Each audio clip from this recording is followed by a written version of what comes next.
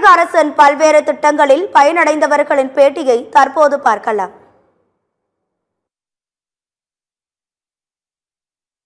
இப்போது நான் பணிபுரியறதுல 2021 பார்த்தீங்க அப்படின்னா மக்களை தேடி மருத்துவம் ஸ்கீம் வந்து கொண்டு வந்தாங்க. அந்த ஸ்கீம் மூலமா நிறைய மருத்துவ பயனாளிகள் பயனடைகிறாங்க. இப்போ குறிப்பாக சொல்லப்போனால் என்னுடைய காஞ்சிபுரம் டிஸ்ட்ரிக்ட்லேயே 20,000 மருத்துவ பயனாளிகள் மட்டுமே பயனடைஞ்சிருந்தாங்க.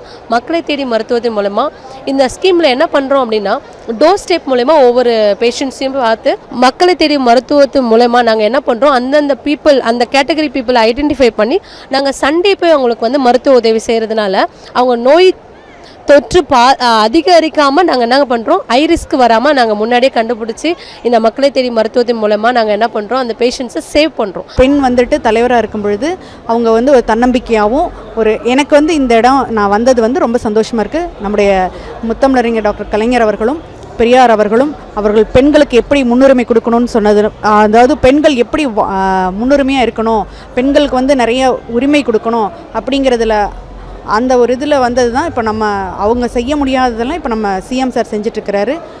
இது எங்களுக்கு ரொம்ப சந்தோஷமாக இருக்குது. எதுவும் தெரியாமல் ஒரு வெகுலியாக இருந்தேன். இப்போ என்னால் இண்டிவிஜுவலாக தைரியமாக ஃப்ரீடமாக வாழ முடியும். அதேமாதிரி எல்லா பெனிஃபிட்டும் அங்கே இருக்குது. நம்ம யாருன்ற அடையாளத்தையும் அங்கே வந்து தான் நான் கற்றுக்கிட்டேன். தோழி ஹாஸ்டல் நிறைய இடத்துல இருக்குது. நிறைய பெண்கள் இதனால் பயனடைகிறாங்க. ஸோ இந்த கவர்மெண்ட் இதை ஆப்பர்ச்சுனிட்டி இந்த ஹாஸ்டலில் ஏற்படுத்தியதுக்கு ரொம்ப நன்றி. அந்த 1000 ரூபா வந்து ரொம்ப கஷ்டமான நிலையெல்லாம் அந்த 1000 ரூபா நம்மளுக்கு ரொம்ப உதவி ஆகுது. எப்படின்னா வச்சிங்களேன், ஒரு ஆசைப்பட்ட பொருளை வாங்குறதுக்கு அந்த நேரத்தில் நம்மகிட்ட பைசா இருக்காது. அந்த நேரம் அந்த 1000 ரூபா நம்மளுக்கு உதவி ஆகுது. ஒரு கடன் கட்டணும், அந்த கடன் கட்டும் போதும் அந்த 1000 ரூபா நம்மளுக்கு ரொம்ப நம்மளை வந்து அந்த இடத்துல அசிங்கப்படுத்தாமல் அவமானப்படுத்தாமல் அந்த 1000 ரூபா நம்மளுக்கு ரொம்ப பெரிய தொகையாக இருக்கிற மாதிரி தான் இருக்குது. இந்த 1000 ரூபா எல்லாருமே ஈஸியாக நினைக்காதீங்க. இந்த 1000 ரூபாங்கிறது தான் 1 ரூபா போட்டால் தான் ஒன்றா தான் பெருகும். 1000 ரூபாங்கிறது அதிகமான அமௌண்ட்டு தான். இதை கொடுத்த அரசு திட்டத்துக்கு ரொம்ப நன்றி. இந்தோனேஷியா பேஸ்டு கம்பெனியில் எனக்கு இப்போ பிளேஸ்மெண்ட் கிடச்சிருக்கு.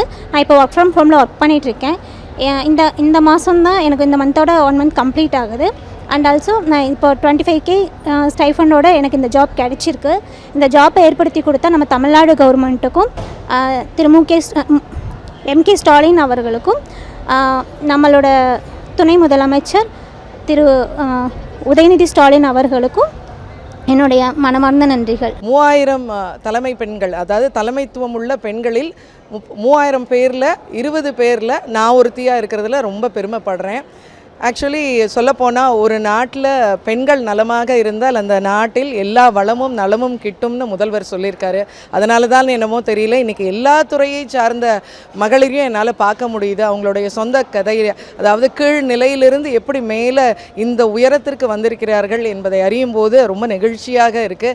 என்னுடைய துறைன்னு பார்த்தீங்கன்னா எனக்கு சவாலான விஷயம் என்னென்னா, நான் ஒரு இல்லத்தரசியாக 23 வருடங்கள் இருந்து திடீர்னு வெளியில் இந்த ஒரு அரசியல் பயணம், இந்த மக்கள் பயணம் எனக்கு நம்முடைய திராவிட மாடல் அரசர் எனக்கு தந்திருக்காரு.